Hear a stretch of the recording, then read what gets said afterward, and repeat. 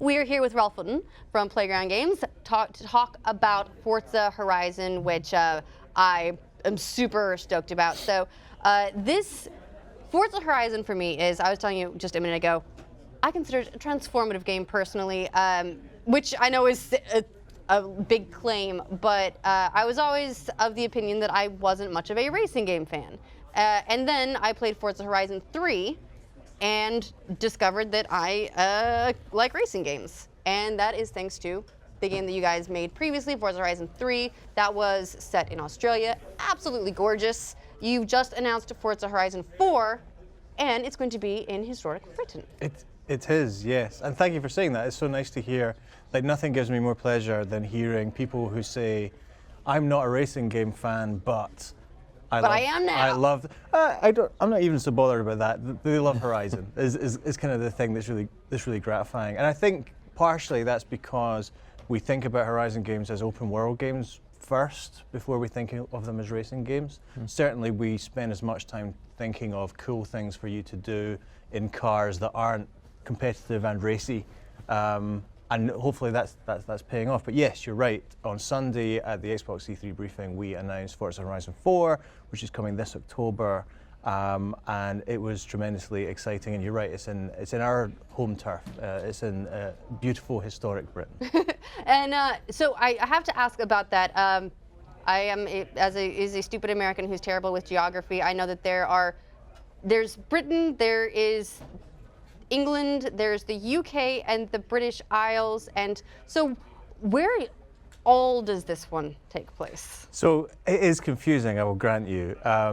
We've called it Britain because basically we have plucked from England and Scotland, which is where I'm from, and Wales, which is on the side, and that technically is Britain, and that's where the game is set. And I think probably what I've rediscovered through doing this is that the country that I've lived my whole life in, basically most of the team have grown up in, is just incredibly beautiful and incredibly varied, and it has that really rich sense of history, which not every country has to the same extent, which gives it a unique flavour that makes it, I think, great to set a game in. And also the thing I love about Horizon games is that we're able to take people to places that they don't habitually go in video games. I think Australia was the same, and Australians went nuts for the fact that Australia doesn't feature in video games, and now it does. I think the same is true for Britain, and I hope that, and certainly the sense I get from Twitter and online is that people are really excited about spending some time in Britain in a video game. Now, where it's set, because it's home turf, as you said, it's sort of a double-edged sword, right? Or it can be, in that you know it so well, you know all these areas, but if you're anything like me, I've lived places and then skipped all the touristy areas because I didn't care, I lived there, whatever. And it turned out I had some real blind spots about the place that I lived. And so did you find that you had to go adventuring and exploring things that finding new areas of your home turf that you weren't previously familiar with? So everything you say is absolutely true to our experience over the last 18 months. Like, first of all, there are people who are like, oh really, we're doing it in Britain, and they're like not excited about that because you kind of miss what's in front of you sometimes. You miss what's on your doorstep because it's so familiar. And so, like I said, there was kind of a rediscovery for a lot of us, like, wow, this country is like really, really beautiful. And then you're right, because we're so familiar with it, more so I think, inevitably than we were familiar with Australia, to which I still have never been. So there you go. You have virtually though, so there's I've that. spent many, many hours in it virtually, yeah. But I guess the point is we know when something's not exactly right in Britain because we're so familiar with it. But that's great. I think it's great for our players because it means our quality bar, our visual bar is higher than it's ever been. And I think we've probably built the most authentic open world in this game just as a result of knowing exactly how it should look. Yeah, and so many new systems too, which is really exciting this time around, right? Many new systems, yeah. And I think the biggest one, well, there's a couple of really big ones that we talked about on Sunday, and you kind of have to take them all together to understand really how this game is pushing forward, even from Forza Horizon 3. So obviously in Britain, we are a very seasonal country. And I kind of feared coming to Los Angeles and having to explain what distinct seasons are. But we have them in the United Kingdom. Each season is completely different from the others, and therefore doing seasons is which is something we've wanted to do for a while. It felt perfect to do it when we were doing Britain as well. Britain's summer is not super famous, but certainly the amount of variety you get through seasons is really special, I think, for the game. And then the third thing, which I think is what you're getting at, is this is a shared world game. So for the very first time, it's huge. For the very first time, you're not playing against other AI-controlled cars. You're actually you'll be playing with real people. When you encounter other drivers, that's real members of the community doing what real members of the community do, which is a lot of the time jumping. But like skidding and drifting and all the sort of the cool variety that you get from real people. And what that all means is that we're living in a shared world, and everything is synchronized. So the time of day, everyone sees it at the same time. Weather, if it starts raining for everyone. And that means when the season changes, it changes for everyone. Seasons last a real world week, and then they change. I was wondering about that. In the presentation, you talked about how the seasons would progress for everyone. So each season lasts a week, and then you'll just go through them. So years are real quick. They're about 4 weeks. Yeah, absolutely. So you're going to get old really quick, as I guess the downside.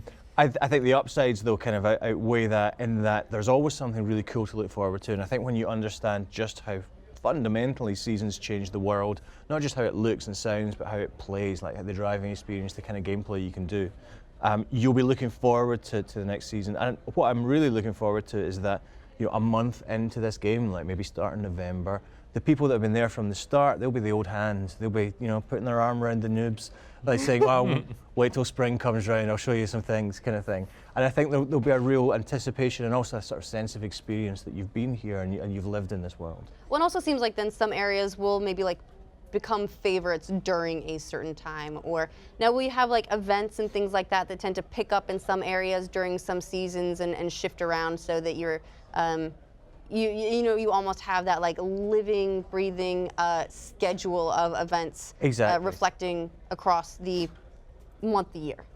Exactly. So some of the things that we're doing on a per season basis, we have seasonal championships. So they will come in every week. They'll be new and exclusive for that week. And like you say, I think they'll probably take advantage of what's new and cool and interesting about the current season that we're in. So I think that's going to be really exciting. To your earlier question, yeah, there are some places, and we showed the perfect example of it on Sunday, the lake which freezes in winter. So 3 seasons of the year, that lake is, you can see it there, it's just some water. In winter, though, it freezes Stupid lake over. being water. I know, what are you good for?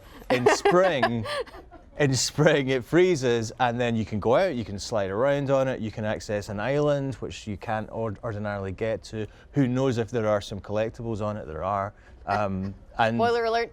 Well, everyone's going to go there now anyway. And I think and we keep mentioning it because it's the perfect, crispest example of seasons literally changing the things you can do within the world. One thing that I was really curious about, because I enjoyed it so much from Forza 3, was when you guys had these barns where those classic cars were kind of hidden, and you used the drone to, try and tag where it was. Are you guys going to bring that system back? Well, so barn finds have been kind of a signature Horizon thing since the first one we did. We do it every game. We are absolutely bringing it back. Another case in point, though, some of the barn finds are entirely seasonal. You can only get to them in certain seasons. They may be on an island in the middle of Listen, an I'm not saying that. lake. I'm not saying that, but it would be the first place I'd now look. Okay. Yeah. Now, one of the things that I have enjoyed about Forza, and this was a really cool thing for me in Forza Horizon 3, was I enjoyed getting tweets from people who would tell me how well my Drivatar was doing in their world. Now, it seems like that system is shifting now that this is a shared online world. Will I get to claim the successes of a Drivatar? So you still will, and I think this is a cool. great thing. So even if you're playing in the shared world, you're playing online, you can still go and do what we would call single-player races. You against 11 Drivatars, and you will still matchmake you with your friends' Drivatars, so you'll still get that sense of community. Seeing your friends, their cars, now their characters as they've customized them when they're not online. So you'll still get those tweets. which is great. But also, if you are online with your friends, then you can hook up. You can get into 6-player co-op really, really easily, and you can play with them live in the open world. So, and one of the things that was cool too is, you know, we were talking about it earlier, that this is it's an open world. It's not just like, hey, pick your next race. You're driving around in the world, and then just at any moment, a challenge can happen. And a lot of those challenges are populated in the world by other players. Someone who would create like a time challenge or a jump challenge or something like that that would then disseminate itself out across Forza Horizon to other players. How is that going to work with this one? Is that system going to return as well? So what we're adding actually to I think you're talking about our Blueprint, which is a clever name for it. What we're adding to Blueprint this time is something our fans have been demanding since Forza Horizon 3, and that is a route creator. So you can create your own circuits, you can create your own point-to-point routes, and then, as you say, you can share them out as part of the customization and sharing systems within the game. And this is something that people have been asking for. I think it's another avenue for the creativity of our community, which is great. They paint, they tune, they take amazing photography, which you can still do in online. You can do in online now for the first time because that's important. But now they can create races and routes and share them out as well. Are you able to create some of these, like the liveries and the custom designs for the cars? Does that all exist still in game, or is there like a portal that I could do that on my computer? Because I feel like if I really wanted to make a custom car look as cool as possible, I need to jump into Photoshop and like really start to tweak some stuff, Yeah, absolutely, and that is a frequently asked question and also a frequently discussed question, within the studio. We're still keeping it in the game itself. I think because, and you'll probably have seen some of the incredible works of art that Forza painters create using the tools that we have.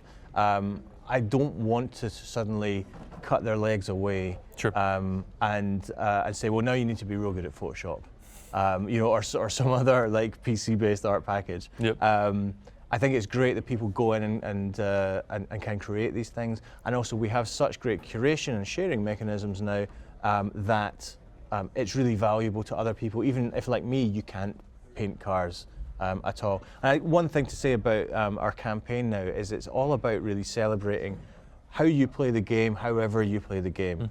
So our painters can now actually progress their game and reach the end goal simply by being great at painting.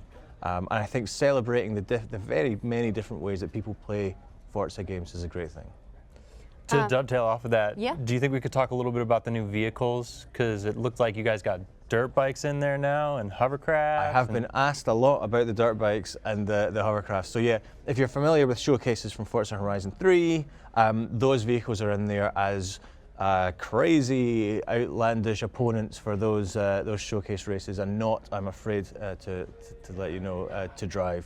But yes, there are, to compensate for that, more than 450 cars within the game, which is a still more ludicrous number than last time. It's a lot of cars. It's a lot of cars, absolutely. And what it allows us to do, I mean, I love the fact that in Horizon there's a bunch of cars that have no right being in a video game, but which we welcome in with open arms.